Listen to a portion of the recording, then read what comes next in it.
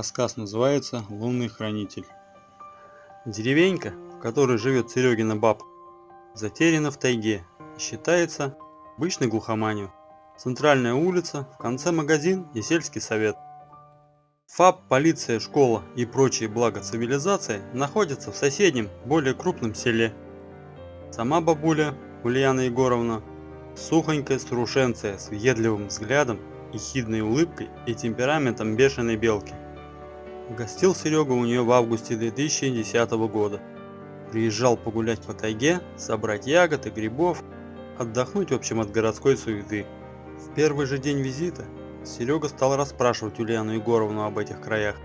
Интересовало его все: наличие в окрестной тайге болот, медведей, других животных и различных мест, куда можно сходить в поход. Бабулька охотно рассказала все, что знала, только предупредила за версту не подходить к так называемой лунной лощине. Как оказалось, это болотистое местечко на юге от деревни. Почему лощина, не спрашивайте. По словам Сереги, это болото как болото. В тайге вешки есть, если увидишь вешку, сразу сворачивай в другую сторону. А лучше пригласи с собой соседского пацана Мишку. Ему 17 лет, и он тут каждую кочку знает. Компания тебе будет, сказала бабуля. Сереге с великим трудом удалось выпутать у бабушки историю лунной лощины. Та не хотела рассказывать, потому что свято верила, что такие рассказы притягивают неприятности. Ладно, расскажу, сказала бабушка, но ночью спать точно не будешь. Серега приготовился слушать. Говорят, в 50-е годы прошлого века жил в тогда еще вполне процветающей таежной деревне старый ветеринар Антип. Дед Антип был айболитом от Бога, лечил и животных, и птицу, причем хворь и боль зверя он чувствовал нутром. Иногда даже просто в гости заходил, как бы случайно, но не зря.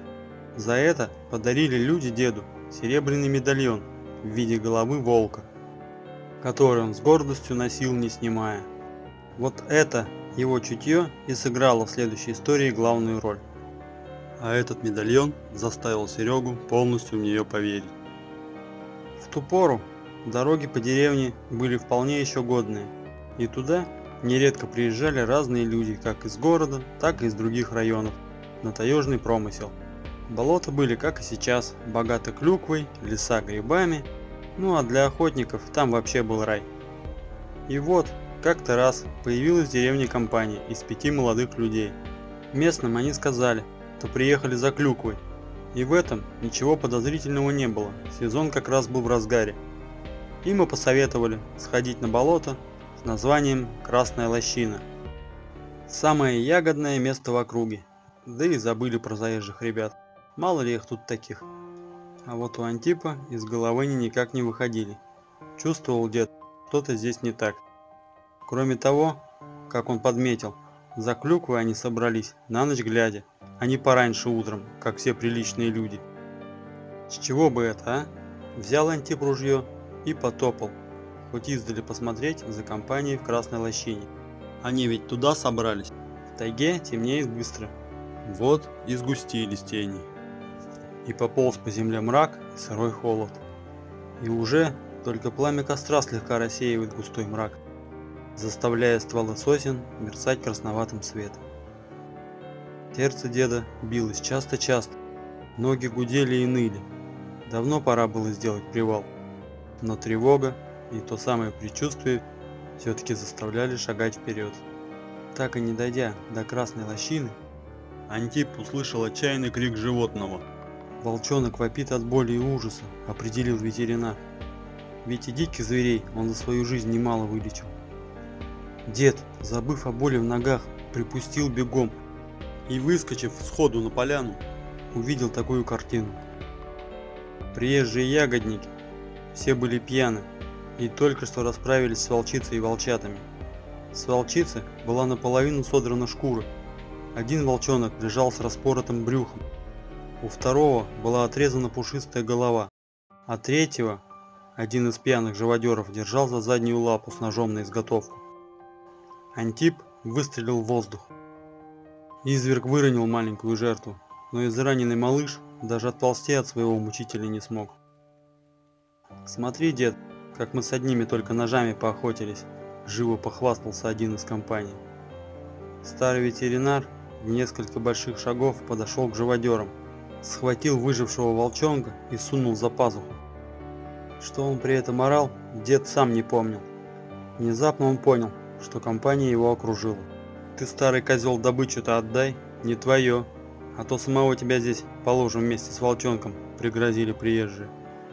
Увидев направленные в свою сторону ножи, Антип перехватил ружье. «Но попробуйте».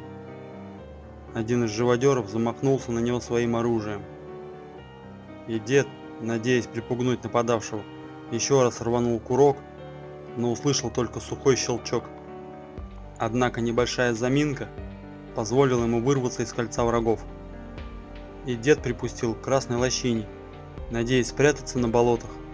Пьяная компания ринулась за ним. Антип бежал, чувствуя, что сердце вот-вот выскочит из груди. Окровавленное, дрожащее тельце волчонка стало казаться неимоверно тяжелым, а голоса преследователей раздавались все ближе и ближе. Деда спасало только то, что они были пьяные. До красной лощины он таки добрался, когда чей-то нож угодил ему между лопаток. Тело Антипа нашли 2 дня спустя в одном из болот красной лощине. Соседи пришли за ягодой и увидели убитого ветеринара, который крепко прижимал к груди мертвого истерзанного волчонка. Но достать их тела так и не смогли. Как только люди попытались до них добраться, болото вздохнуло, и тела скрылись в трясине. Ни похорон, ни церковного обряда. Так старик и сгинул. После этого с красной лощиной случилось нечто необъяснимое. За сутки болото настолько поднялось, что исчезли почти все тропки. Глянешь мельком, и словно везде вода. А ночью, в лунном свете, место стало выглядеть будто залитое серебром. Так некогда красная лощина стала называться теперь лунной. Но и это еще не все. Через неделю из леса прибежал один мужчина из этой самой компании. Он был ободран, обезвожен и явно повредился рассудком. Требовал то милицию, то попа, то просил его спрятать куда-нибудь. На вопрос обескураженных сельчан отвечать отказывался, только ножом размахивал и делал дикие глаза. Пришлось местному кузнецу огреть его пудовым кулаком по голове и связать до приезда врача. Приехавший из соседнего села фельдшер вколол невменяемому лошадиную дозу успокоительного препарата и услышал после этого пристранную историю, после чего передал пациента милиции, откуда его, в свою очередь, после небольшого разбирательства, переправили в психбольницу.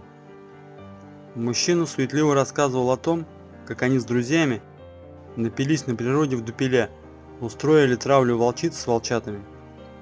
И тут он стал рассказывать, как на них напал старик с ружьем, от которого они едва ножами отбились. Ну а потом случилось нечто жуткое. На следующий день они направились в красную лощину за клюквой, но не нашли там ни одной тропки. Все вели в такую топь, что приходилось поворачивать назад. В итоге до вечера только намотались, а ягод набрали всего ничего. Собрались возвращаться и поняли, что случилась беда. Заблудились они на болоте. Вроде как пропал обратный путь. Приятели запаниковали. Хорошие охотники. Кое-как нашли небольшой островок и решили на нем дождаться рассвета. Но на болоте темнело, а островок уменьшался. Вода подступала к ним. Один из мужчин от страха начал громко молиться. В этот момент над болотом повис жуткий волчий вой. Окаменевшие от ужаса мужчины вдруг увидели приближающуюся к ним высокую фигуру с ружьем, рядом с которой сгустились тени волчицы и 3 волчат. В этот момент мертвый ветеринар направил ружье на 5 своих убийц и спустил курок. 2 из них сразу умерли от страха, беззвучно упав в трясину. Остальные 3 с воплями рванули, куда глаза глядят. Рассказчик быстро потерял приятеля из виду. Он слышал за спиной пронзительный волчий вой и рычание. Что-то чудовищное гнало его в самые топи. Внезапно он споткнулся и упал. Перед тем, как потерять сознание, он увидел над собой жуткие желтые глаза. Мужчина не помнил, сколько блуждал по болоту без пищи и воды, не помнил, почему не утонул, не помнил, как вышел на тропу, помнил только высокого мертвеца с волками. Даже когда он вышел на тропу, его преследовал жуткий волчий вой. Вы разве не слышите? Вот сейчас прямо. А вон и старик в окно глядит мертвыми глазами. После этой истории в лунную лощину ходить перестали. Тем более он стал практически непроходим. Вскоре о болоте пошла дурная слава. Там стали пропадать как приезжие, так и местные жители. Причем те, кто туда забредал и возвращался невредимым, частенько рассказывали о том, что видели в топях силуэт высокого старика, или что на них из темноты смотрели страшные, горящие золотом глаза. Кто им верил, кто нет, но в конце концов сельские мужики собрались и огородили жуткое место вешками. После этого рассказа Серегу всю ночь мучили кошмары. Снился дед с ружьем и волки. Но пришло утро, выглянуло солнышко, заблестели капельки росы, и страх пропал. И, конечно, первым делом Серега пошел, захватив с собой Мишку, смотреть легендарную лунную лощину. Серега изнывал от любопытства. Мишка шел впереди и что-то бормотал себе под нос. Поплохело Сереге уже возле вешек. Болота еще видно не было, но тайга вокруг сгустилась и стала холодной и недружелюбной. Потянуло сыростью. Однако любопытство оказалось сильнее страха. Метров через 50 под ногами захлюпало, и деревья как-то резко разошлись, показав Сереге и Мишке легендарное место. Лунная лощина была прекрасна. Зеленый, бурый, салатовый мох, вдалеке серебристые лужицы воды, кустики самой настоящей спелой клюквы. Мишка только ахнул от удивления. Мол, говорили, ягоды здесь больше нет. Страх сразу испарился, и они начали собирать спелые ягоды. В таком прекрасном месте ведь не может быть ничего плохого, правда? Еще они от души попрыгали и повалялись на упругом мху.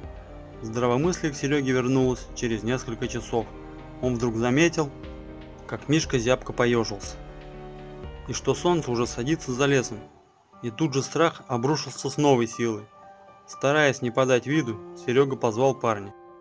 Мол, поздно, домой пора. И заметил, как тот сразу спал с лица. Оказалось, они довольно далеко зашли в болото.